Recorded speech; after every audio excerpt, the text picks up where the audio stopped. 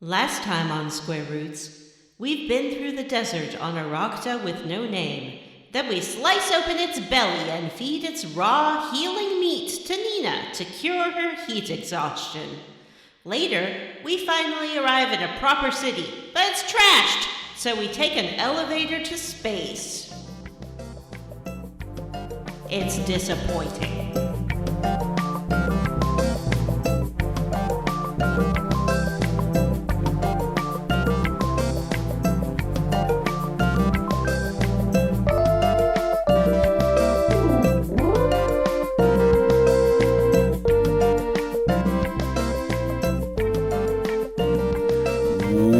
Welcome to the Square Roots Podcast. My name is Matthew Van Zandt, and I'm joined, as always, by... No, I'm not supposed to do that, am I? It's supposed to be Welcome to the Square Roots Podcast, the classic RPG podcast. And I'm joined, as always, by the two best co-hosts the world has ever seen. Jonathan Brandon. Nope. No, well, and Vanessa. Hi, Johnny. How are you? I'm very well, Vanessa. How dare you? How are you? I'm great. I'm Vanessa, and that is what I do. It's glamour time. Gang, It is glamour time. So, Square Roots is a classic RPG podcast. Is it the only classic RPG podcast, you ask? Yes, it is. Is it the first RPG podcast, you ask? Well, I answered that with your last question. Yes, it is. Is it the best RPG podcast? Well, have you heard Adventure Zone? That's technically an RPG podcast. Let's not quibble the deets. Anyway, welcome to Breath of Fire, Part 7? Part 8. Part 8! Part the end. The end. finale! We're finishing our season on Breath of Fire 3, the classic Capcom PlayStation 1 RPG, today! Oh boy. I have finished it. I have seen an ending screen. The word Finn appeared in the bottom right corner. It's done. That's a good point. I also have finished it and seen an ending screen. As I'm sure all the hosts have. Moving on. I'm Vanessa. Boy. Yeah, so did you talk about how we play a classic RPG one chunker at a time? I think you did. I do, but you know what I didn't tell listeners who maybe just tuned in for the first time and are still on the fence? You know, if you need an analogy, I believe you would say that we're like a book club for those classic video games you didn't actually finish when you were in high school. Or like a Let's Play, but one that you just listen to instead of watch. I like to think of us putting the anal in analogy.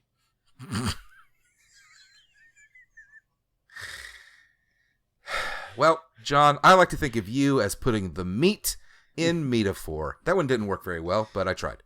It was a good attempt. Thank you. You really tried, and that's great. Vanessa, do you want to have a go at this? Yeah, it's like a Let's Play for your ears. Oh, wow. Just like a slap in the face to everything that we've done here tonight. In bed. Oh! Yeah! A gaming I've been growling a podcast lot lately. People don't like it. Listen to during your special time. Oh, it's very true. We should try being a sexier podcast. You can like the gaming podcast you can leave on while you do it. How could we possibly be sexier than we already are? We could Yikes. talk like this a bit more. Yeah, we could definitely maybe lower it an octave and just have a conversation. Everybody. I'm gonna unwrap this condom now. I'm sexy man. Keep it Good safe, times. Matthew. Keep it. All right, well, abs. before this gets us landed in the unlistenable, like, banned from iTunes category, let's go ahead and talk about the video game, you ask, listeners? No, we're going to talk about something else before we do that, like a bunch of self-absorbed assholes. Let's talk about how we leveled up. Johnny! Hi! Would you get us started? Sure. I leveled up this week in two ways. Way number one! I finished You can have lots of fun. the show Schitt's Creek. There was a Christmas special. Holy moly. And that's it. I was like, oh. One more season, apparently. Yeah. Yeah, that Christmas special was pretty fun. I liked it. I did like how it didn't make a lot of sense. And they did keep reminding the main character that he's Jewish because he's so obsessed with Christmas. And then there's the best joke in the series might be the ending joke of that Christmas special where he's like, oh, this menorah was about to set fire to these wreaths. We won't want to burn down the motel. And it just cuts to the Moira and she's like, yes, we wouldn't want to do that. She's so good. Johnny, I'm so glad that you did finally watch and love that show. It just makes me happy. It was fun. Did you find the last season to be the cryingest season? Did it get to you like it got to me? Like, I was just a mess. Where? How? Oh, God, all the stuff with David and the engagement and then Patrick's parents and just, it was so sweet. It was so sweet. I just don't like Patrick. No? You don't like Patrick? Nah. Oh, that's a bummer. He's creepy. So there's a show on Netflix called 12 Forever that has a gay bear couple, Beefy Boys, and that's amazing. I have to watch it. I don't really like. I have a hard time watching kids cartoons because they're kids cartoons. Yeah, it's tough. They aren't for me. How about we say that? But I think there's a lot of great ones out that just really aren't. Except Adventure Time. I couldn't watch the heck out of Adventure Time and Steven Universe. Anyway, maybe this will scratch that same itch. My daughter has mentioned it several times, but has not watched it. I keep meaning to turn it on and sit down with it because if I sit down with her and watch a few episodes, she'll probably get into it. Yeah, that sounds fun. The other thing I did was, I've been working a lot of overtime, and I've been a very, very good bear. So I rewarded myself with a game called Control.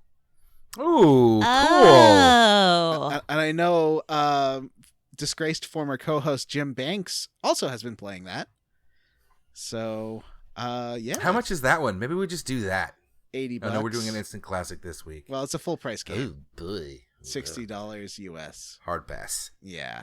It's pretty good, though. It plays a lot like Max Payne 1, if you have played Max Payne 1, with some other powers that are not like Max Payne 1. I like Remedy's games. I think Alan Wake is fantastic, one of the best games of that generation. And it's beautiful so far. And runs really well on my computer, which is always nice. Is it spooky? Yes, it is a spooky.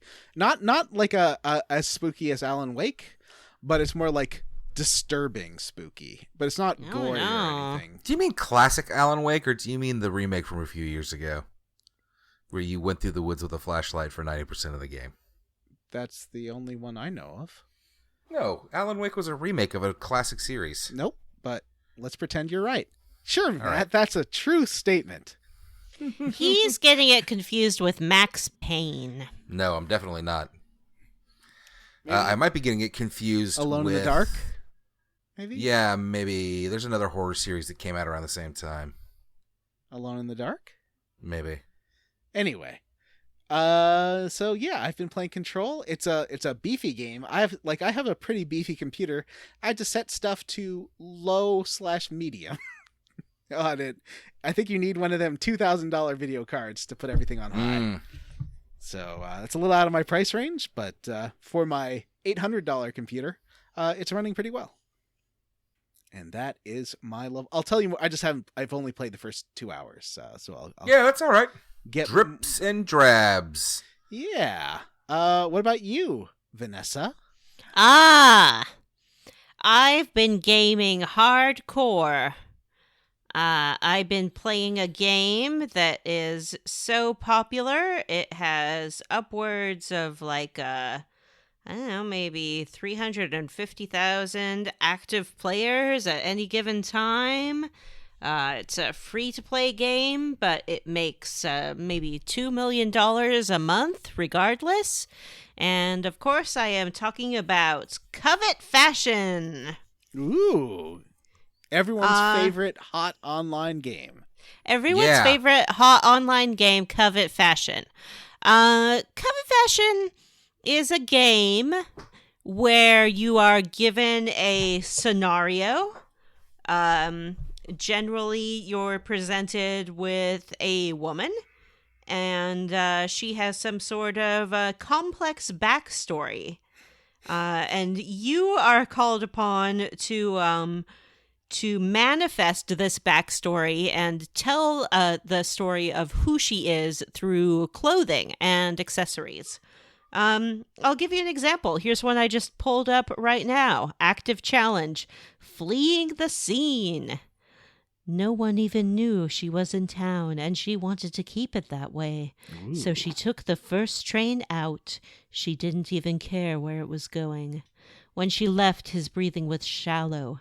She knew the detectives would show up any minute, and she wanted to be long gone by the time they got there. Style a suspicious Victorian-inspired look to take the first train out of town. And then you have certain requirements you have to meet. Like here, you have to use 2 pieces of black Louisa Spagnoli crepe, some lace-up boots, and these gold barely naked earrings by Miguel Asses.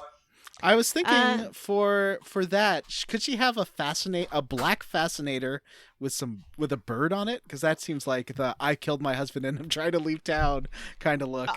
Let me see what's available. This is a flashback challenge, so it's limited to only items from the fall 27 line, or 2017 line. Oh, not 20s. Oh, because I was going to say 1927, you probably could find some black fascinators with birds on them. Let's see. I have sort of a witch's hat kind of thing. I have a red fascinator that's like a rose. Do you feel like that's a good I just murdered my husband look? No, there's sort of a fur earmuff kind of thing. Oh, here's a no, that's just like a hat with a pom-pom. I mean, there's a lot to go through and a lot of choices. Here is a dark fascinator. It's difficult to tell if it is a bird, but it is certainly some feathers. So, John, perfect. I think you were spot on. Yeah, that when you are leaving, okay, just a word of advice for everyone who wants to murder their husband and then leave town is, black fascinator, maybe with some tulle or black gauze. Ooh, yeah, Tool did release a new album and it's pretty good. Mm-hmm. Anyway, as everyone knows, part of Covet Fashion is having your looks voted on by the community. Ooh. And I am happy to say that recently I achieved top look with a perfect 5.0 voting result, plus my 0.5 bonus for unworn items and my 0.3 bonus for fall items gave me a total of 5.8 for Cyber City.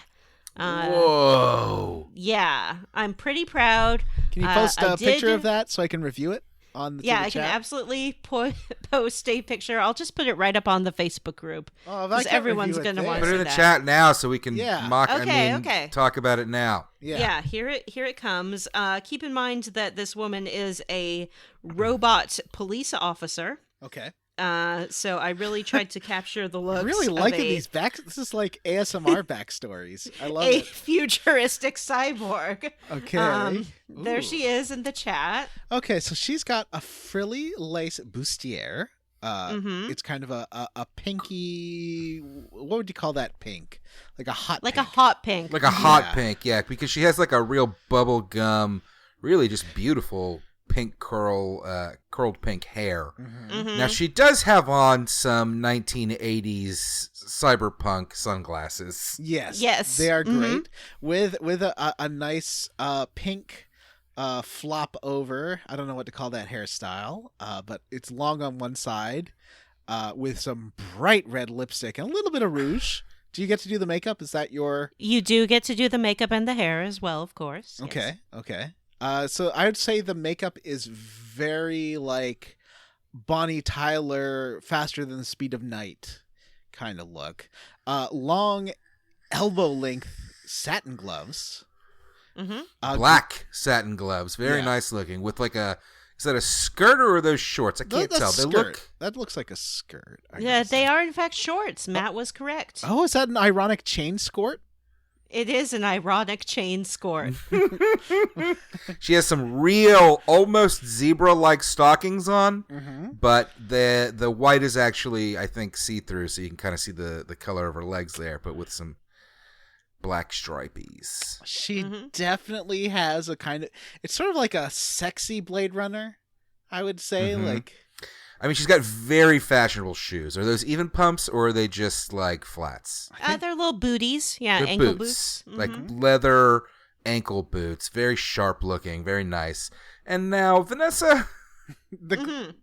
She does seem to have a glowing elf sword. Yes, she does have a glowing elf sword to help her fight crime in the future.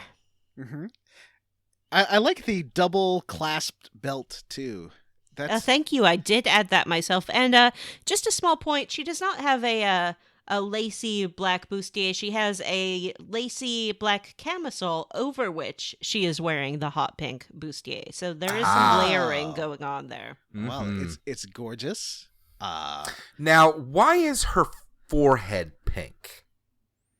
It looks like she has rouge on her forehead. Yeah, she's rouged up her forehead to help her fight crime in the future. Do you think that the sunglasses at night will help her see crime?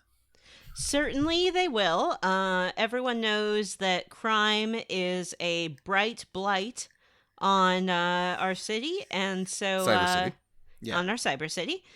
Plus, there's a lot of neon lights you can see in the background, which I did not choose. That was pre-assigned.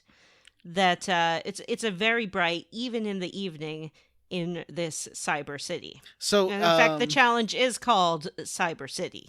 Do the glasses, the sunglasses, help her watch people weave and breathe their storied lies through the cyber city? They do. Okay. So yeah. What is the name of this Cyber City crime-fighting woman? Oh, that's her name. Her name is Cyber City. No, that's the name of the challenge. My name is Cyber City. I live in Cyber City. Her name is Processor Flux.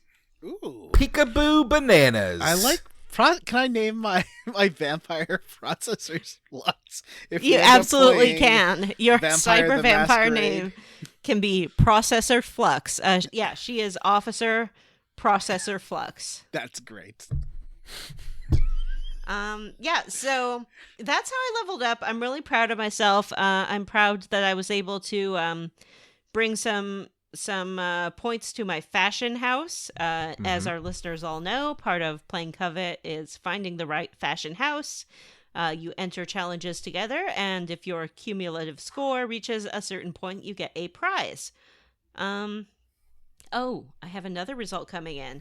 Nearly New York, I only garnered 4.38 overall score. Not very good, but I did win the Shoshona Marina dress. Ooh, gorgeous. Yeah, thank you. And one nice thing about Covet is that all of the items you use to dress your ladies in, for the most part, are available for sale. And you can buy them and wear them yourself if you are a small woman. Yes.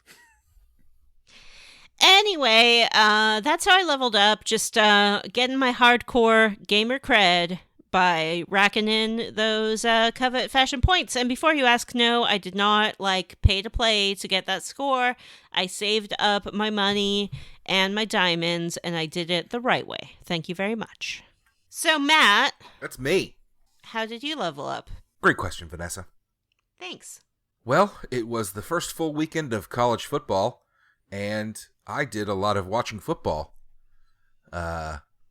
We smoked a brisket and some ribs and some sausages and had a bunch of people over, and I set 3 televisions up in my living room like some sort of animal. I showed the picture of that to a friend of mine who only loves Ole Miss football, the home of the... I forget. And she says that you should pick a lane and stop supporting every single team in the NF College League. That's a take that would make sense if you assumed I set up 3 televisions to watch college football alone. I did not. Lots of people came over. We had the Ohio fans, we had the Florida State fans, we had the Longhorns fans. You know, that's just how it go. That's it, gang. I don't want to level up for all night, so that's how I leveled up. Hey, gang. Mm-hmm. Now that we've all leveled up, what do you say we talk about how we finish this game? Let's do it. Let's do it. We've had so many fun adventures in Minigame Land the game. And let's see if we can squeeze in a few more. Boy, this game not real big on plot twists. Even its plot twists are barely plot twists. What are you talking about? All you've been ranting about for the last week is the huge plot twist we're about to get to. Well, that is true. But it's barely a plot twist. It's more of just a reveal. I wouldn't call it a plot twist at all. Is it a plot twist? There's a plot twist in this episode, sure. I think when I got to it, I actually wrote in the group chat, twist. Yeah, I don't think you said where you'd gotten, though, so... Yeah, that's true. Could have been anything! I didn't want to spoil it for Vanessa. I know. Thank you, John. And then it didn't matter because she didn't finish. What are you talking about? It's time for the quest log! The quest log! The quest log! What's the Creed thing? Can you take me higher? I don't think I've ever heard that song. Really? I think it was like their first big hit. Did they have a song about Superman? They sound like the kind of band that would have a song about Superman. No, that was Matchbox 20, maybe? Crazy now, or you should call me Superman. I liked that album a lot. Was that Matchbox 20 or was that... I don't think so. That doesn't sound Who's in between Matchbox 20 and Creed? There's one band. Goo Goo Dolls. No, it's Train? like 3 Doors Down or something. Three It is 3 Doors Doors Down. That does sound like a 3 Doors Down. I'm going to agree with you on that. Sure. I did it. At one point, at the end of the evening, I nodded off on the couch, and when I woke up, my roommate and my one friend that was left were listening to Dave Matthews Band, and I was like, well... Fucking see ya, you goddamn nerds. Dave Matthews Band is terrible, is what I'm saying. Come see, I swear by now I'm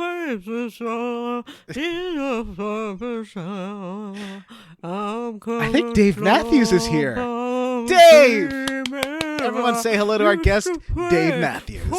Hey, everybody, Dave. Sorry about time for dumping the poop quest on log. everybody. That's the only thing I remember about Dave Matthews. The time his tour bus dumped poop on people. Oh, God. Don't even bring that up. Uh, All right. Well, last time we left off kind of at the middle of the beginning of Kerzan, because, I don't know. So because that's where we played to. pretty much. We defeated the Chimera. And then, yeah. So this brings up a problem with this game design. Because under the Chimera, there are some chests. One has these HE shells, which Momo can use, and you need to get because there's a puzzle that we solve with them. And there's a puzzle. You open a door with it. John, how many times do we have to have this discussion? And then opening a door is not a puzzle. There's another set of chests, but you need Ray. And the thing is, you might be like, well, just switch to Ray. And I'd say, oh, but you have to go back half an hour to switch to Ray and then walk back half an hour. I guess it's like 20 minutes each way, because this took me an hour to go get Ray, come back, and then leave again, and then go back again. That's bad game design. Yeah, I didn't even bother. But they're like super useful items. It's like the best shield and armor. It's the dragon helm and the dragon shield and the dragon sword, which is all for Ryu. Did you get the dragon sword? I stole the dragon sword. Maybe I already had that. Off of the certain boss that we get here. a boss who's a secret special twist. That was the orange path, and this time we decided to go down the green path. And you have to use Momo, so you have to go swap out again after you use Ray to open all that stuff up. I think I took this opportunity to just go grind and go check on my fairies and stuff. Yeah, you also need to go get Ray to unlock a door coming up. So it's best that you know about that before you do this chunker. That you need Momo Oopsie. and Ray. Now, John, where did you go to switch out? Like, did you go back to the overworld? No, there's a book in there you can use. I went to the book that's downstairs that you can get to. Yeah. But even then, it's still 20 minutes of combat and load times to get from there to where the chests are. I don't know. Wasn't that bad for me. But, you know. So you start taking the green path. There's a door that is blocked by vegetation. And there was a note you found about these shells you get that they're effective against vegetation. The ones that you can get from Momo. Now, I do have a better weapon equipped on Momo, the atomic bomb, but you have to switch to these HE or HF shells to take out the... It's just an excuse to lock a door, basically, and they put the key underneath the boss. And I don't know why it's Momo and not just a goddamn key on a door. We've had locked doors where you need a key for a long time, video games. You don't have to come up with some stupid convoluted bullshit like special bazooka shells. These ones will really kill the plants, though. As opposed to normal bazooka shells, which won't kill the plants, I guess. Probably not. So then you head to this Eden area.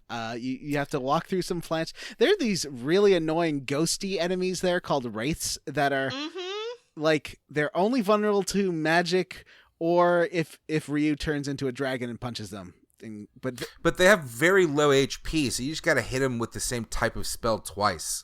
See, I didn't have anyone with magic with me. I had Gar and I had Ray. I guess Ray has lightning. I could have done that, but I just at this point you recover magic so often that I was just using warrior for every fight just to cheat my way through it.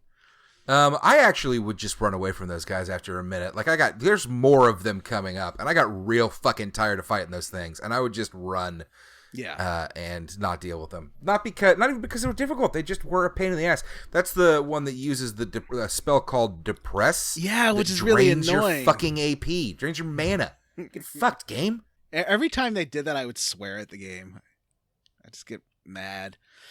Then when you take an elevator up, and now you're at this interesting chunker that is a little like nice greeny grassy planet. It's pretty. Did y'all get a navigator before you did this? You didn't. I said I already had one because I think Honey is the navigator. Yeah, that happened to me as well. But I don't think we should gloss over the fact that we use the key card that we get in the Chimera room to enter a room that's full of honeys. There are so many honeys, and I love honeys. All the character designs in this game are really cute. Except for Peco, he looks like a nightmare. I love Peco. Peco. Got a bit of a plot twist with Peco. Yeah, there's a twist with him too. So you head to... Or again, more of just a reveal. Yeah. What twist/reveal? So this is like a idyllic holodeck or something. I guess it's the grass is real and the birds are real. And there's a guy who is standing there and he's got long blue hair and he's playing with the birds and he's like feeding them and they fly off and then hit the walls. Which is yeah, that's a little violent. Well, it's not his fault. He's like and then you walk up to him and he says, "These birds, I've taught them how to fly, but they keep hitting the walls. Birds are real stupid." He got long purple hair, and it's our old friend. In fact, I think Ray is like, Tipo. I knew it.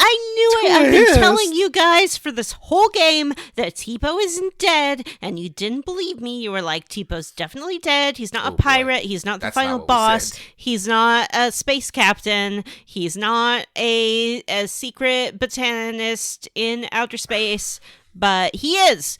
And I was right. And I want everyone to acknowledge that I was right. That's right, Vanessa. He is a botanist. He is a secret botanist in outer space. He's the Keiko O'Brien of Myria Station. Yes, everyone's favorite science, botany. Botany. Sorry, botany. So he's like, "Oh hey, sup guys, sup Ryu. So like you suck, Ryu, and you should be dead. And you know why I know this? Because I'm like you. I'm just like you." Yeah, turns out Tipo a Dragon Boy too, but Tipo, how did he get to Myria Station? Well, you see, when there was a fight, remember that fight with the horsey Baleo boys? and Sunder. Baleo and Sunder beat him up and punched him and knocked him down. And when he woke up, he was a little dragon boy. And then that's right. He jumped in the river and on the space station.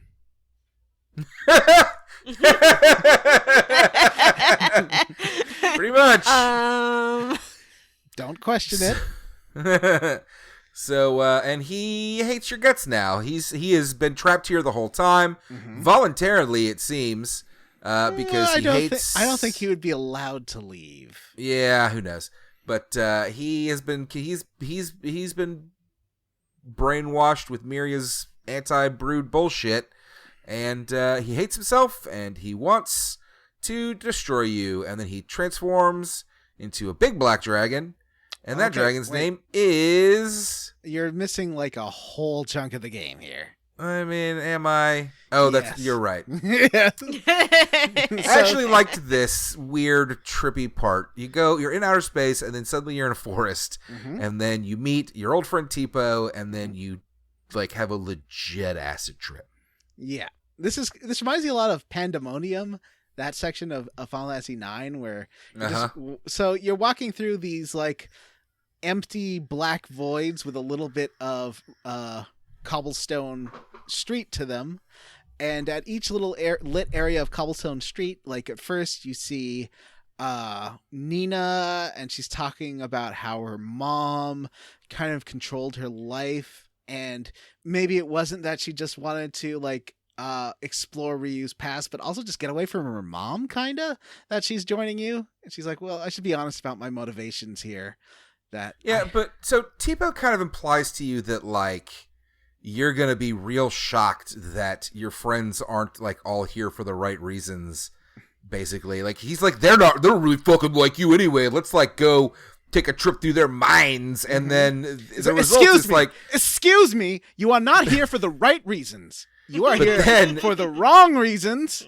The result is that actually they're all pretty okay. Like they're like, but I like Ryu. He's my good friend, and I'm super glad that I'm here helping him. And it's like, yeah, I'm sorry. Like, are they supposed to be perfect beings who only work fucking out of altruism? Right. Get a fucking clue, dumbass. Yeah, that's not how friendship is at all. And no, it would be not. Weird if they were just like all about Ryu, because honestly, what has he ever really done for them? Gotten him in a lot of fucking trouble. Vanessa. He did save Nina's life, actually. We did not several times come up to Myria Satellite Station to make friends. This is not Breath of Best Friends. I just really think that Nina should know that Ryu isn't here for the right reasons. He's here to fight Myria, not because he wants to find love, and Nina's really special, so I think she deserves to know. All right, well, I'm sufficiently creeped out. So what? Who do we run into next? We meet Nina, and she's like, well, I also did just kind of not want to be a princess anymore. And it's like, yeah, no, like I understood that. It was very obvious. Who's next? Is it Momo? Yeah, you get Momo's little section where Momo's talking about how her dad really taught her how to build robots, and that she feels she's really here because she wants to get a hold of technology and build better robots to save the world. She doesn't really know about this Ryu dragon stuff, and she doesn't super understand it. She's like, I don't get this stuff. I'm just here for the robots. She's always been really transparent about that, though. She's never said anything different. Well, and again, is there something wrong with like being your somebody's friend and being like, "What's going on with you?" Okay, yeah, for sure. I'm there for you. I'm gonna come help. Also, I'm gonna fucking find some robots. And there's this weird part here where there's a chest you can walk towards, and if you walk towards the chest, you fall through a pit. And then if you talk to the statue's like, "Did you really want that chest?" And I said yes. And then he's like, "Oh, okay." And then gives you the chest. The chest is this amazing item called a shaman ring that reduces AP cost by 25%. Yeah, which is super it's not useful. the chest though. It actually is a different chest, and you can go back and get those chests. Oh, I didn't do that part. I feel bad. I didn't because it was like an ivory dice and then some other junk. One of them I'm not fucking using that. an hourglass, and the hourglass is super useful. But I never used that. we'll talk about why, because basically save it for the last fight, because the last fight's a little tricky. But we'll talk about that when we get to the last fight. Okay. So you do once again do this cobblestone path one last time with Ray, and Ray's just kind of leaning against it, and he's like, I don't know, like we've done this scene already before when people were talking to their double selves. Remember that? Yeah, Mm-hmm. and it is Ray is legit just like, I don't know, man. I'm just here, like. And that's fine. Hey, he was a crazy person living in the woods attacking people like a week ago. It's okay. Just, again, it's so stupid. T-Po's an idiot. Well, he's sort of like, man, like I could totally see, look how many people I killed because I was a tiger. Think about what worse Ryu could do with his dragon form because it's so much more powerful. I'm like, no, buddy, your tiger thing's pretty powerful. You helped me kill the final boss of the game. So, oh, really? Yeah. My thing with Ray is like, hey, buddy, Ryu's not the one that's been losing control. Actually, now I've said those words, he did lose control several times. So never mind. He did kill everybody in a mine. Yeah, he did. killed those two best friends at the beginning for no reason. He were a baby. He was just born. Just born.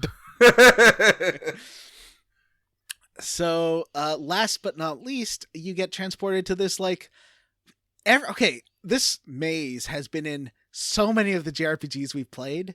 Like, Phantasy Star 4 had this maze, Earthbound had this maze, like this weird... Well, do you want to describe it? Yeah, I'm getting there. It's weird, like... Do you want to describe it, please?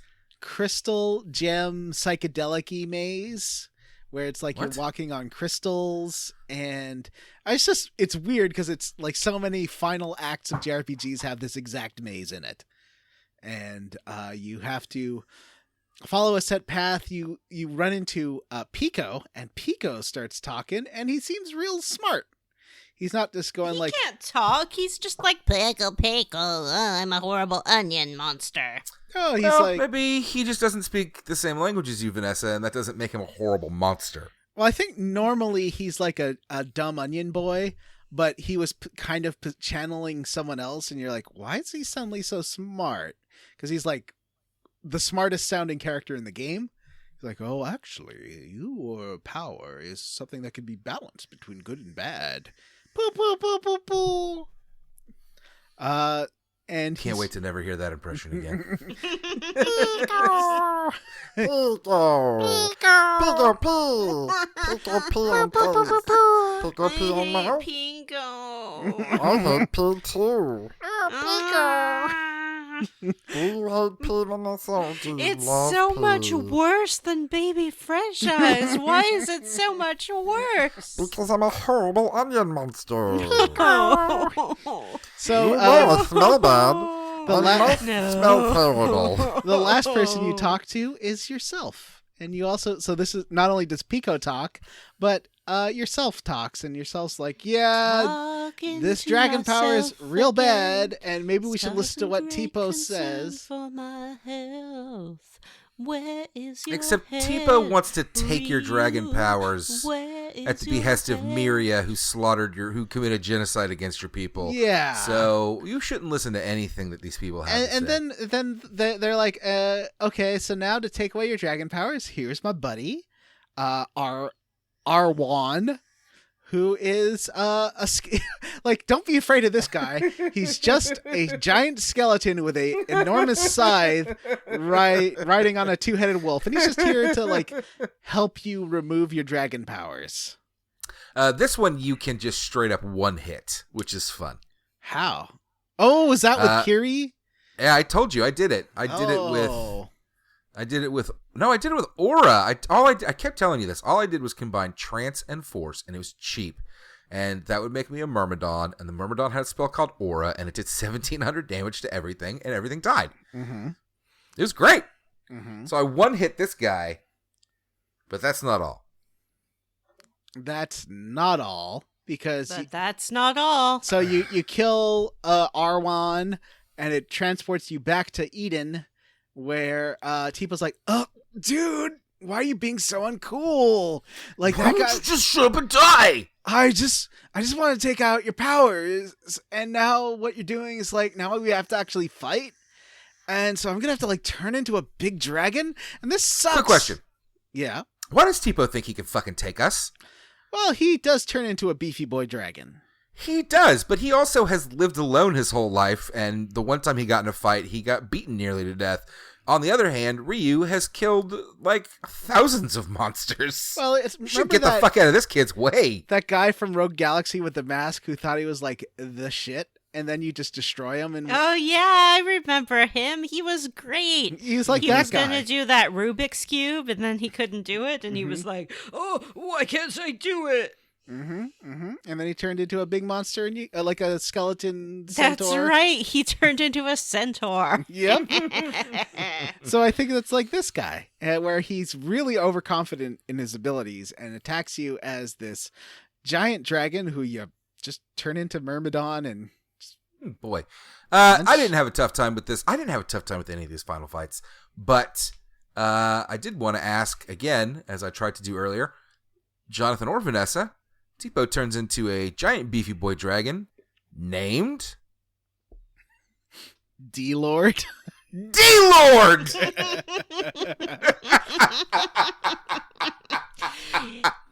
I don't know why you're pointing that out. It clearly stands for Dragon Lord, and they That's just clearly couldn't- nothing. His name is D-Lord, and he is the Lord of the D.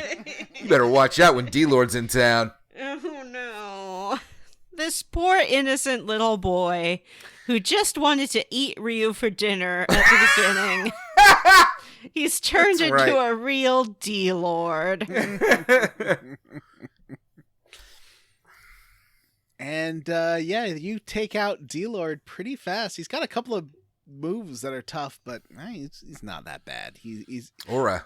yeah. You just wreck him, and then he's like, "Time to die," which is He just dies. I wasn't even sure that he was legit dying. Like, Ray is just standing there next to you the whole time going like, Tipo. And I was like, he's not fucking dying. We didn't just murder Tipo. no. He Rutger Hauers himself, says, "Time to die," and then fades out of existence like tears in the rain. This is madness. Tipo was our best friend and our brother. Time to die. Yeah, so Tipo, another Tipo bite the dust, and it's real fucking weird. But you get his key card, which is what you really needed.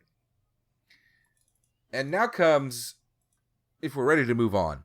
Did y'all still want to talk about the D-Lord? I don't have anything to say about the D-Lord. Oh, it wasn't. Sorry, What do you do? it wasn't him that said "time to die." That was someone else. He said Myria is right. That's what he says when he dies and flashes out of existence. And then he Great. just Well, it sounds like Oh. you're a sheltered little male who should stop believing every goddamn lie that you're told and, stop trying to kill your friends and other people and, I don't know, I don't know. stop trying to kill your friends and other people. I don't know. Like, what a dipshit. This kid, so I was a small child, and then I got zapped into this cool garden, and I lived my whole fucking life here. And let me tell you about how the world works, kid that has been out there surviving in it for fucking a decade. Well, look, he's I'm glad he clearly died, is what I'm saying. brainwashed. He was found by Myria. Myria filled his head with ideas of the dragons destroying the world. She provided for all his needs. It makes sense that he would have some Stockholm syndrome going on. And also, he's lived the past 10 years of his life with no commercial, no like monetary needs. He's had everything provided for him. He might have an inflated sense that it was due to his hard work and not the situation that he was raised in. Whoa, whoa, whoa, whoa, whoa. Hey, let's take a step back. Money is virtue, and if you have it, you deserve it. All right. So he flashes out of existence. You get another key card, a good key card, a very important looking key card, unlike that last crappy key card. And you also get a treasure chest, which I don't remember what it has, like a crown or something. Yeah, who knows?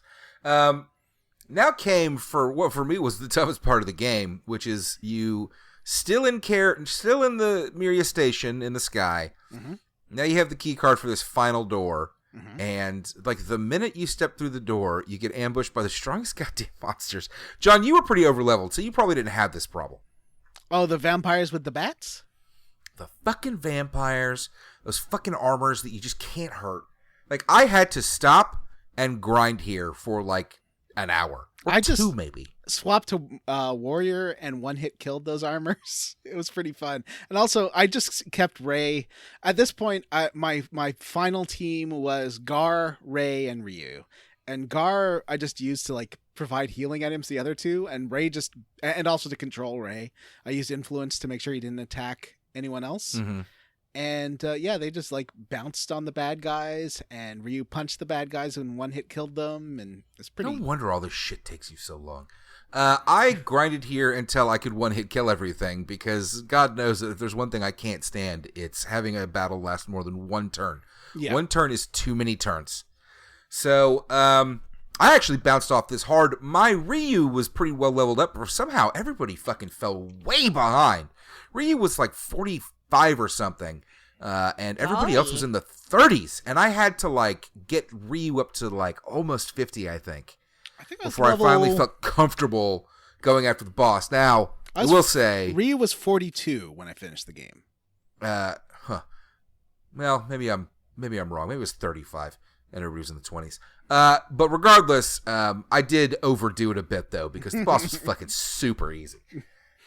The boss Now, I spent a lot of time going around and seeing the fairies one more time, or 2 or 3 more times. I actually went out to check on the fairies a bunch at the end of the game. I don't know was trying to get those rings, the balance rings, and some other rings. I never got them. I didn't get them, and I didn't use. I know one of our listeners like made a whole guide and video, and it's like, I don't have time for this. I have I think that 5 hours to finish the game.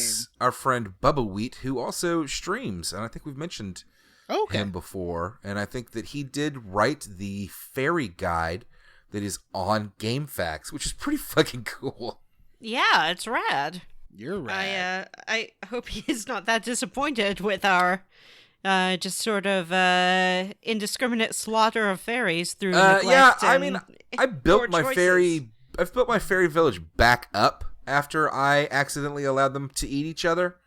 But I never really got anything good at it after that point. So, but I kept going back because I'm an idiot. And also, I don't know. I feel like once you hit a certain level, and I think this is true for all areas, they get a lot faster. Like you can run. I was able to run out of Kherzan and back in a couple of minutes by the time I was like way high leveled and ready to go fight the boss. Well, anyway, and that's it. Like, it's time for us to go through this final doorway, and there's a short dungeon in here, real short dungeon, and a big chunk of it doesn't seem to have random battles, which made it pretty easy. Yeah, the only weirdness to the dungeon here, but before you get to the end game, is that you have to do this like little mini boss rush because it's a maze. That's right. And depending on where you go in the maze, you can fight all the previous bosses of the game. I managed to get through this maze accidentally, pretty much only fighting the very easiest bosses. I was one-hitting the monsters, the boss monsters for these boss fights, and was like, I thought the guide I was using the Primo walkthrough made this sound like it was going to be tough, and it was fucking not. I fought all the Rockies. 5 Rockies, which is, remember the big chicken, Vanessa? Yeah. I fought 5 big roosters, and then I fought 3 stallions. But one was a lightning stallion, one was a ice stallion, and one was a fire stallion. And I like this because it's like a nice walk down memory lane. I kind of like the final dungeon where you fight all the last bosses.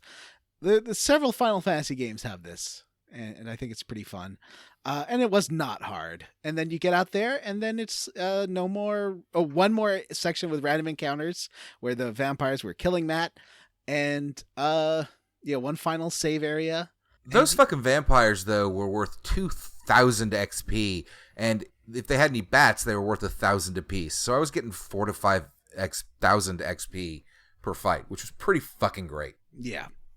And you make it down. So you start going down this technological hallway, which is all like neon lights and arrows and stuff. There's a door that's it's a real cyber city. A real cyber city.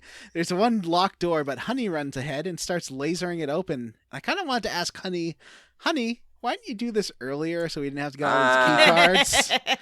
Yeah, I don't think she didn't like break it open with a laser. That's not what I thought she was doing. I thought she was like opening it. I thought she was like hacking it.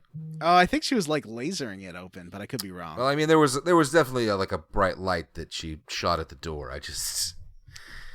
Now, after that, Myria has set up basically like, one of those Disney rides where you're like sitting on a cart and it wheels you through like presidents telling you about history. Mm-hmm. She set up this ride where she talks about what happened and why she has set the world the way it is.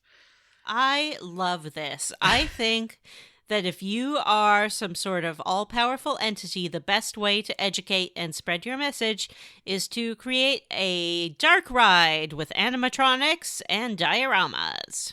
Hi, and welcome to Myria's Ride Through History. I am your tour guide, Joelle. Please fasten your seatbelts, and we will journey through time. Do you know that big circular thing at Epcot Center that looks like a golf ball? That used to have a ride in it that was the history of telecommunications. Ooh. So you'd get on and you'd see like Alexander Graham Bell, his telephone, you'd see a telegraph machine, and then you'd see a vision of the future where people were looking at video screens. But I think they shut that whole thing down. Anyway, that ride was very slow and very dark and was notorious for being the ride where people copulated the most at Disney World. Welcome to the tour of history. On your left, you'll see Karazhan, city of the future, except that it became a desert because people were like not good with the environment and technology was bad. Mm-hmm. Now on your right, oh, look out. There's scary dragons. It's the Brood. They have too much power and are causing war, and the war causes more desertification. Now we move on. Please, Vanessa, please keep your hands inside the ride. But I want to touch the dragon. We can have questions after the trip. On the left, now you'll see that Karazhan is in ruins, and the desert is taking over. We're continuing on. Where's the exit? This ride is too long. You cannot exit until the end of the ride. Please remain seated. Now you'll see that... Here comes a drop. Woo! Woo! Wasn't that exciting? Woo! Now the dragons are being eliminated because they can't be trusted. They have too much power. And we have created the Guardians to kill the dragons. And now we have a world of peace. Except that sometimes people might try to build robots and stuff, and we won't let them because we will only let them have robots that already exist. Any questions? Yeah, I have a question. Momo here. Yeah. Momo. Uh-huh. Can I build a robot? The answer is no, you cannot build robots. Because if you build a robot, who's to say that you won't destroy the world? Moving on. You there, boy. Do you have any questions? Yeah, Ryu here. I can turn into a dragon, but I'm not gonna destroy the world. Can I exist? You know, for a silent protagonist, you're talking a lot. Moving on. Oh. And you get this AV presentation. You get to the end, and then you have a nice little debate with Myria about whether or not you have the right to this technology. And it's horseshit. Her debate is, I should be the only person that has access to power, and your answer to that is very obviously nuh-uh. Well, she presents her case, and she's like, so, yes, Momo, you could make new weapons, but, like, who's to say you wouldn't blow up the world? And Ryu, you say right now that you won't, like, abuse your power, but what about the other dragons? They might do it. You have to, like, stay here. So, are you gonna, like, stay here and be cool, or are you gonna be a jerk?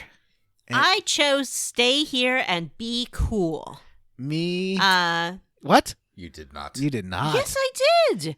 Oh, I did. Before that question, she also like lasers all your friends out of existence. Yeah. She obliterates them, which would be bad for the final boss fight. Except then, like when she gets to Peco, Pico's like, "Halt! You shall not pass." And she's like, "Wait, Halt! yeah, it's you're not dumb onion boy. You're Idrisil." And he's like, The life tree? "That's right, and you've contained the world for too long. Plot twist! You need to keep..." So now, is Peco a baby Yggdrasil? I think Peco can, like, get possessed by Idrisil, and that's when he can talk. Mm-hmm. I see, my impression was that Peco a baby Yggdrasil, and this whole, like, Peco a mutant thing was all bullshit all along. No, I think that's just... Well, Yggdrasil has been Pico's mentor for me, so I just think they have a special bond. I think you can use Peco like a big dumb vessel and talk. Yeah, like a megaphone. Yeah, that's the impression I got. Okay.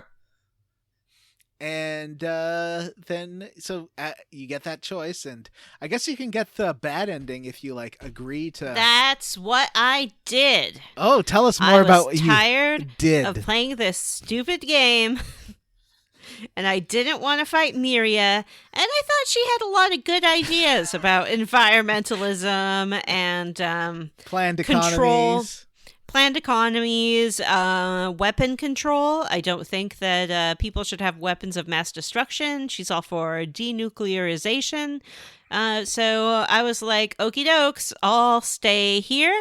You might expect a game like this to be like, just kidding, it wasn't a real choice, because that's what most JRPGs do. But it is a real choice. Ryu stays there. You get a little message that time passes and nothing changes. The end. Weird. Wow. That's it? That's it. Does it play the credits? No. I don't remember. I would assume it would. Yes? The game is over. What's the final image with Finn on it? It's just Ryu standing alone in Eden. Oh. I feel like I this made that up. I didn't watch the credits. Oh. I feel like this would have been a better ending if Tipo gave you this choice, because staying with Tipo makes more sense. You don't like Myria. Yeah. If you'd like not killed Tipo and taken his, that would have been a better narrative point, I think. Yeah, and if Ray had stayed too, because he's like a were-tiger, it would have been like, just like, send your friends away. We can live here together like we always wanted to. But if you say no, if you do not take her up on her offer, she gets a little mad.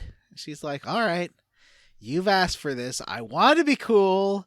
I wanted to, like, help you, and I hate to destroy you, but I can turn into, like, a big old boss lady snake thing."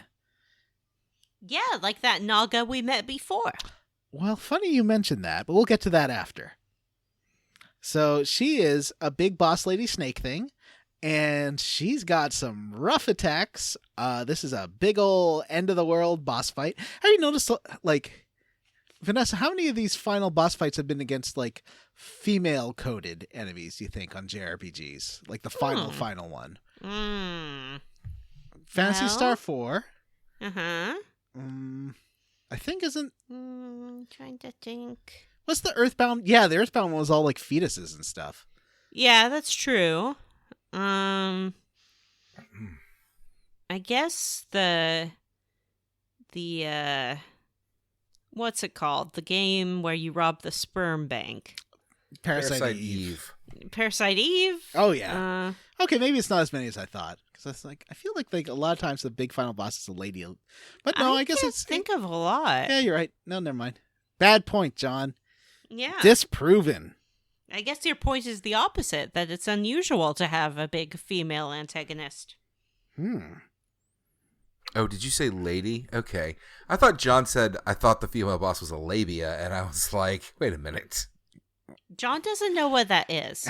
Yeah, that's kind of the point that I was trying to make, is that maybe John thinks that there were way more than there were, because John doesn't know what that is. Anyway, there is a boss fight here, and my final group was Gar, Ray, and Ryu, and I cast all my prep magics first to shield people, and then she just dismissed it right away, so I gave up on trying that again, and turned Ray into a were-tiger. I used influence to make sure he only attacked the boss, which works 100% of the time, and Ryu turned into Myrmidian and just kept punching her. Let's backtrack just a smidge here and describe Myria.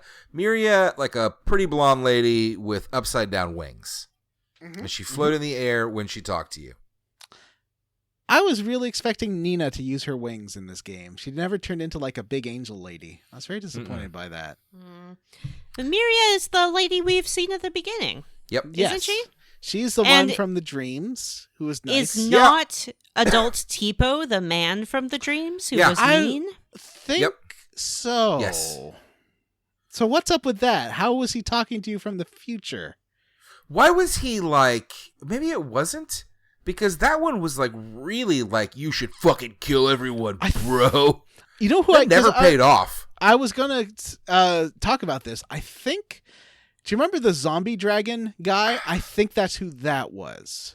He was the anger of the brood, the fake brood thing. Yeah. So that was the boss fight that happened in between, in the skip to adolescence. You know what? Yes. I think you're right, John. Yeah. That's a great point. But they didn't establish very well that that's the guy who's been haunting your dreams. They didn't connect the dots very well between those two. Well, and was it Myria that was talking to you and urging you on the whole time? And Yeah, because why? She wanted you to get up there so she could contain you and not kill you, but keep you safe and keep you from destroying everything with Tipo. Yeah, she doesn't want to hurt anyone. Other than all the people she hurts. She doesn't hurt anyone. Genocide. Well, she did command the Guardians to commit genocide, Vanessa. Remember that? Dragons. A dragon is not a person. Oh, boy. boy. Wow. Anyone. Yeesh. Myria, a blonde lady, but now the boss, she becomes a giant, I don't even know how to describe this. She has a giant snake butt, and her arms turn into huge wings. She kind of looks like a harpy, and she have big hair and even bigger horns. And she has this attack called Holocaust, where her face turns into a nightmare. Ugh. Yeah, that was a sensitive choice by the game developers. Yeah. And she goes down, you just have to keep yourself healed. So, and the one thing that you could use in this fight is you've been getting all these hourglasses, and you can use those. If you use them, you get 3 turns in a row where the enemy doesn't attack, which is useful. I just kind of assumed it wouldn't work on a boss. It works every time. I never bothered. Wow. Yeah. I also had a pretty easy. My team was Ryu, Nina, and Momo, and I just had Nina and Momo on support at this point, basically. They both did a couple of attacks, but it wasn't really worthwhile when Myrmidon was doing 1,700 damage with each hit. This was a very fast boss fight. Mostly just with Momo healing and Nina using wisdom seeds on Ryu because that aura spell costs 20 MP or whatever it is. I had a few left over, which was nice. I also got Ryu for the last chunker training under Ladon, and every one of your level ups just super beefs all your abilities, but it doesn't raise your HP or AP, So it's a good thing for your strength and defense and everything, but it actually is not just doesn't raise your HP and AP. It is -6 to your HP and AP. Now it doesn't subtract, but it does subtract from anything that you get, so you get no HP or AP. I used him until I got Aura, which is the same spell I've been talking about using with Myrmidon, and the Ryu only version is weaker. But that's definitely what got me through to Myria, through the vampires. Okay. Was just standard aura. Oh, that's interesting. Yeah, I never got that. All I did was I didn't even use. I would use aura once because if you use it once, it doubles your attack power, and then from there I was just punching until like I had to revert and then use another healing. The aura attack doubles your attack power. Yeah. It's a power buff. I did not know that. Well, it's an attack, but it also power buffs? I think that's what it says, 2 times power. I think that's what it does. I could be wrong. Maybe it just doubles your power to the attack. I certainly didn't test that out, so I don't know. But that's interesting. Anyway, and then you fucking murder Myria, which is... She's got some rough like attacks that give you every status effect called Venom. I didn't have the good rings that every guide tells you to use because I didn't bother finishing the fairy village, and I tried the casino for like an hour the other day, and it wasn't worth the time. It's like, guess these well, actually, I guess I'll talk about that at the end. There were some dumb games there. Yeah. I mean, that's what I said it earlier. I had Nina and Momo on just support, just keeping everybody healed up and clear of status effects because that Venom thing is fucking roof. You don't want to have a character go berserk in the middle of a goddamn boss fight. Yeah. But anyway, the lady gets defeated. The fight happens on like a floating platform in space, and then you defeat her, and then you all jump off the platform. And she's like plummeting to Earth.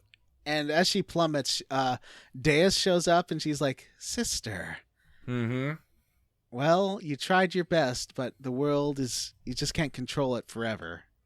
Well, I think before Deus shows up, and this is an interesting turn here, Myria's still alone. She transforms back into her standard form, her lady form, and she says, Myria, she says, "If there is a god, answer me." So at the end of the game, they have just totally given up on the conceit, which, I mean, they were implying it heavily.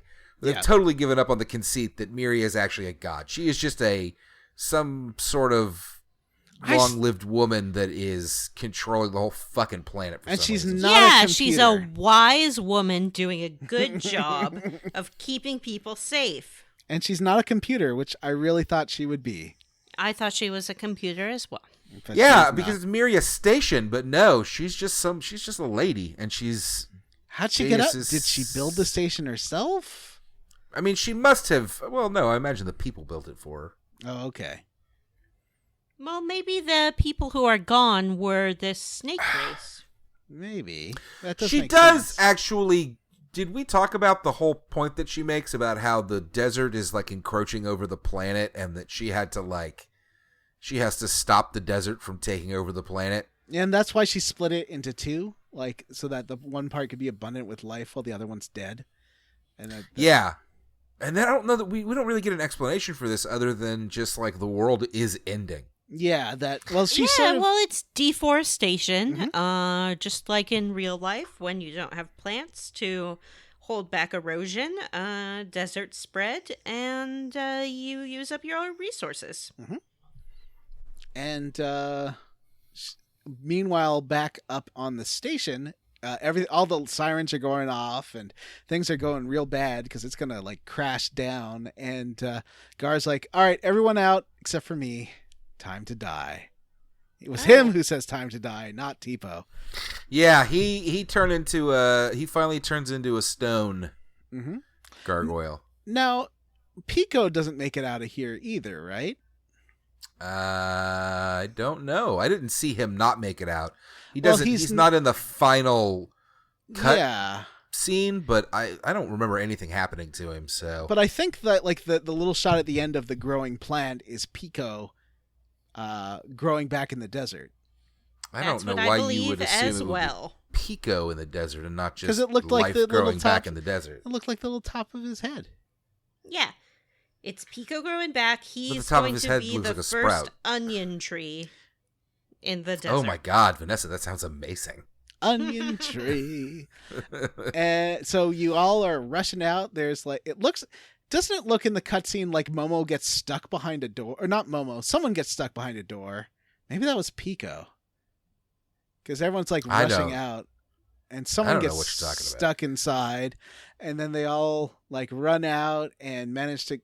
You don't know, like somehow they get down. They don't really go in. I guess they caught. Well, that we elevator. do see them. We see them get on the lift to Myria Station and like ride it down because it starts exploding behind them. Right. Yes, you're right. And they barely make it off. That's right. But they do make it off because Myria Station crashes and, of course, destroys a good chunk of the continent. Throwing dust into the air and probably killing off. Just go ahead and finishing this whole planet off. And they make the long trek back through the desert. And that's like the last shot of the game is like these amazing animated versions of the character where they decide just for the end credits to redraw them as these huge, beautiful sprites. Yeah, they're not the sprites aren't different than the sprites in the game. They're just way larger, but it's not zoomed in because it doesn't look all mushy. Yeah, they're just high quality versions of the sprite that look. I wish the whole game looked like that because they're incredible. Yeah, and they're just walking through the desert, and they sort of stop at a cliff to look out over the horizon. And what does that mean? What's their next adventure going to be? Dying of thirst in the desert? Nah, they're fine. And then cut to end credits with a lovely song that is in Japanese, and I did not know the words to. And then the final shot is the desert where Peco's little head is sticking out of the ground and a sprout grows, signifying that there may be life on the desolate continent after all. And that is the end of the game. Is how John leveled up. Breath of Fire, everybody. The only minigame that I tried this time was the casino, which was a waste of time. Like, there's a guess what number I'm thinking of game, but it's like a kind of a hot and cold thing where it tells you which are hits and which are misses. What was the other one? There's 2 casino games. Do you remember Casino Game 2? I never did it. I never do in these games. I don't give a shit about your fucking shitty casino games. I don't. The other one, I just remember they both kind of sucked, and the prizes weren't good enough for the amount of time involved. If I wanted to play a shitty version of Blackjack, I would just download some fucking malware-riddled app to my phone, not play it in the middle of my goddamn PS1 game with its terrible controls and horrible old graphics. So, we fucking did it, gang! This was a long one. Yeah. Well, most of us did it. It was a long one. Hey, I finished. Just because I got a different ending doesn't mean that I didn't play the game. All right, number 1, I absolute bullshit on that. But number 2, I actually was referring to Jim. Yay! Remember disgraced former co-host Jim, who was on like the first 2 episodes of this season, and what then does he look like? I don't fucking know. Was he the guy who likes Jason Mraz? He showed up just to talk about how I came to see him in Dallas, and then he never came back. Do you know how we get these messages every day at 12:30 Eastern time on the dot? And they always start, "Hey guys," and then there's a joke. I think Let's put some air quotes around that. Yeah, a joke. I like his jokes. Yeah, sure. Some of the highlights from this week have been, can a kangaroo jump higher than a house? I don't know. Can it? Yes, a house can't jump. Oh. John, how do mountains see? They peak. That's right. So those jokes come from Jim. I think, and that's who Jim is. Because Google has a new joke every day, and Google tells him the joke, and then he relays it to us. You don't have to give away the ghost. Oh, sorry. Man. Well, you can edit that out there. I Matt. will. Okay. Well, now is the point in the episode where we would talk about where we're going to play to next time. but we're going to be playing a new game, and we don't fucking know what it is yet. So I'll edit that in. Or you'll edit that in, I guess. Yeah, I guess I'll edit that in. Suikoden and Vampire the Masquerade Bloodlines are dead even right now. 34% each. Oh. Tied at time of record. What? Not you. Excuse me? Excuse me. When we play Vampire the Masquerade, Bloodlines... You'll get fucked? I know. No! You're going to see. You're all going to see. Now, again, I have... your fascist boyfriend that you won't stop posting pictures of, who legitimately looks like he fucking marches with a tiki torch in his hand and creeps me the fuck out.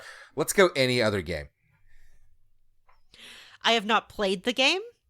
I can neither confirm nor deny that the screenshot that I sent you was of a fascist. I did identify him as a potential boyfriend for me. So we'll find out. You know what? Maybe he's just a well-dressed blonde man.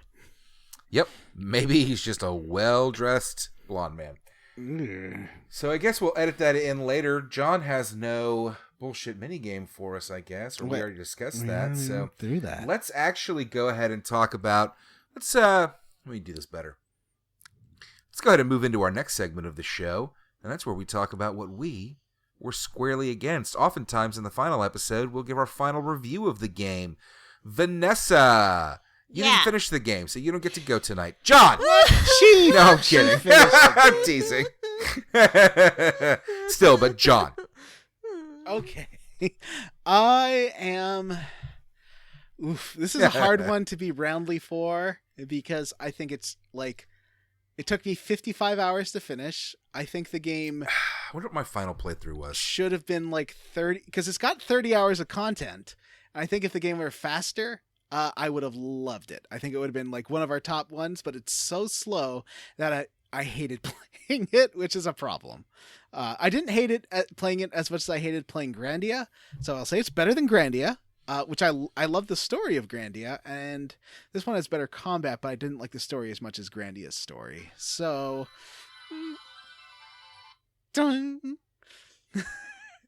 I will say I'm... Oof. You can turn the volume down on that there. Well, I guess it doesn't matter. He'll mute his track.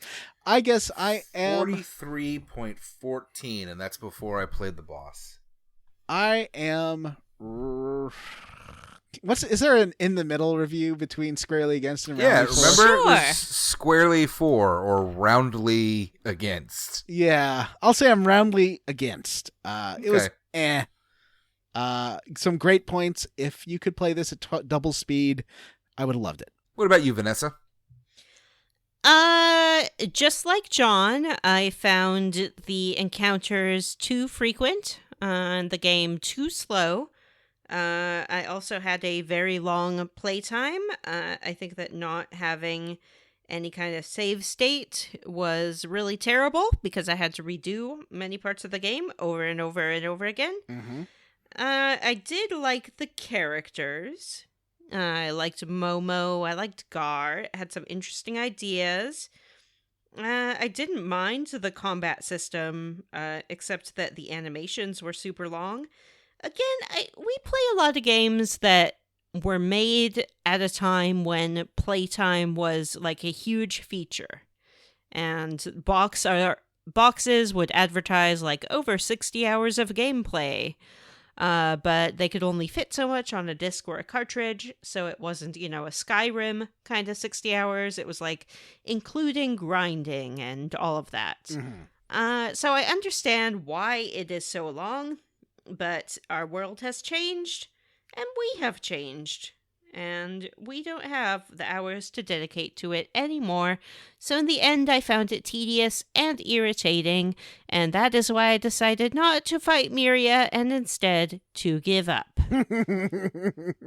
That's it. Like, all you missed is that boss fight took me 20 minutes. You missed 20 minutes of gameplay. That's it. I mean, they jam a lot of fucking plot into the end of that. Like, suddenly the world is fucking ending, and there's a lot of crazy, and Deus is Myria's fucking sister, and they just brush through a lot of shit that's really important. Did we ever talk about how that mural turned out to be the plot of Breath of Fire 1?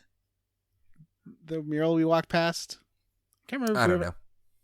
That's interesting. I like that there's continuity between games. I guess. I mean, for something that's got like continuity between games, there's barely a plot in this game. Mm-hmm. It's very straightforward. Like the beginning is interesting because there's a lot of potential on where it could go, and then the jump to adolescence is fun. But then from that point on, it's just this. It's just we're gonna go find God and ask her why she killed us, and that's all you do. You struggle through some very contrived obstacles, and then you go meet Myria. And there is a big plot twist here, which is that Myria is not a god. She's just a lady that is ruling the world from a fucking space station. But even that isn't really played up as much as it could be. But despite all that, I'm roundly for this game. It was just fun, though. For all its flaws, of which there are many, a lot of which could be, a lot of which are because it is a PS1 game. I had a fun time. I liked the characters. I liked the combat was pretty simple, but I enjoyed it. And overall, I had a good time. It looked great, but definitely for a game that I liked a lot, a pretty bland game. So I'm definitely roundly for it, but like, it's close. One more fucking mini game, and that would have been it. Did Vanessa give did you give a final answer? Oh, I'm flatly acknowledging this game's existence. Roundly against? I don't know. I mean, I didn't dislike it per se. It was just too much game. I don't know. I liked all the mini games, actually. I think that's cute world building. I didn't like that you had to do it in order to progress. I think at least you didn't. Well, no, you had to win that vinegar part. Actually, no, you didn't, because you could just make crappy shisu without vinegar. I guess that's true. No, you have to do it. You have to make shisu, or you cannot progress. Right. Yeah, you do have to get that vinegar. She won't get you the instructions on how to make it, which you need to make it. Yeah. Ugh. Breath of Fire 3. We played it. We did. It was a game. That's it for Breath of Fire 3, gang. Join us next time for Suikoden. Suck. Next week we'll be playing Suikoden. We're playing through Lenankamp. Or to Lenankamp. Whatever. You'll know it when you get there, gang. 1 week. Suikoden episode 1. Congratulations to all of the campaigners, to everybody that put their heart and their soul into campaigning for Suikoden, and to the gang that was campaigning for Vampire. Mostly Vanessa, but also, mostly Vanessa. We're sorry that you didn't make it Vampire. We promise one of these days you're going to get played. So for right now, Suikoden! Play to Lenankamp. And in the meantime, before we go, we've got to talk about our Patreon. Yay! Wow! That's right. The biggest vote of the century just ended, and it ended with a winner. And we saw that winner, and we were like, whoa. And now we're going to play that game. Can you believe it? It's crazy. I forgot to download the CSV. I'm going to do that real fast. All rewards, pledge, one. Okay, well, I do have to pee again, so I guess. Okay, Vanessa, tell us about the Patreon while I do this. Oh, well, the Patreon is where you can go if you listen to the show and you would like to support what we do. There are 2 levels to the Patreon. Level 1 for, I don't know, let's say... $3? What's it? $3 monthly. You get all of our bonus content. We do at least 1 bonus episode a month. Sometimes more if we're feeling crazy. And it's games that are not classic RPGs. It's movies. It's pop culture. It's whatever we feel like talking to each other about. And you can listen to it and enjoy it for only $3 a month. Or for $5 a month, you get all the bonus content plus control. That's right. Twice a year, you get to choose what game we play. By you, I don't mean you as an individual. I mean you as a group of patrons via a system of voting. It's democratic. It's fun. It's fun for us. We've been having a lot of fun this last time with people campaigning for their favorite games. I really enjoyed it. I thought it was fun and funny and engaging. And it helps us with the expense of making the show and playing all these great good games. That's all I have to say about that. I've got the list up, so let's do it. Mafu. Matt, read. One of the things we do in this podcast is we read our Patreon names, and we have so many Patreons. Why don't you tell us a third of the Patreons now, Matthew? Bleep bloop, I am Mafu, and I would like to thank Exocomp, Golden Deer Professor, Corroded Commode Do you think you could maintain this for Rusty the whole list? Kamada, Cake Ninja, We'll find out. Label Probably Zach, not.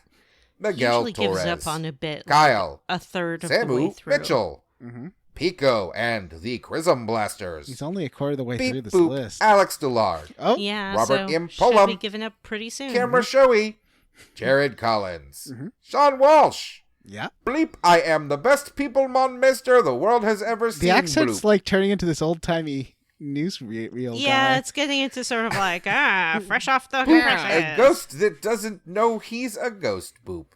PJ Ends, Mary, Queen of Bleep Bloop Scoffs, Vanessa's Bleep Bloop Mom, Dr. Bleep Bloop Stone, Wofford, DJ D. Jethro, Chris Penn Yak, Brady A. Berman.